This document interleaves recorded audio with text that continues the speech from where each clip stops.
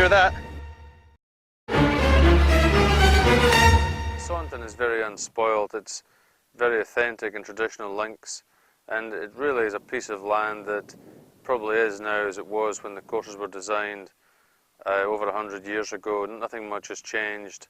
It's a beautiful piece of golfing terrain, and it's a great variety of golf holes, and it asks many questions to really golfers of all levels are asked. A very nice foreword from Nick Faldo, or Sir Nick Faldo as he is now, that saying that if Saunton was somewhere else in Britain, there's, you know, if it was in Kent, say, he's absolutely convinced that they would have held the Open Championship round here.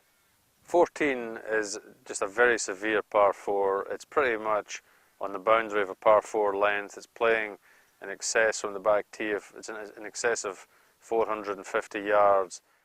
But what makes it a hell hole is that, irrespective of whether you find the fairway or don't find the fairway, you don't have much to shoot at with your second shot. And in a funny sort of way, if you miss the fairway, it probably makes it an easier hole because you're forced to lay up. The last 150 yards of the hole are pretty much a corridor. Now, guys have been known to walk up there in single file because the fairway is so narrow. So if you hit a good tee shot, you are trying to hit the second shot up a corridor. But if you do lay up, you've then still got a substantial shot, 160 yards to go with your third shot. Nice. There's a bunker there, though. The hard thing about 14 is to make a decision after your tee shot. Do you try and get it up the corridor as far as you can, or do you try and lay up short of that?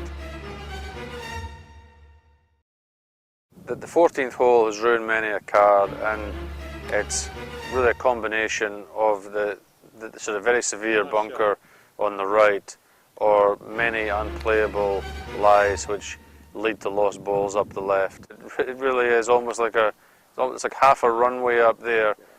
The 14th hole is actually called Narrows because of that, and so you're always going to have to take that on at some stage and try and position the ball up that sort of corridor. So it's always going to be tough.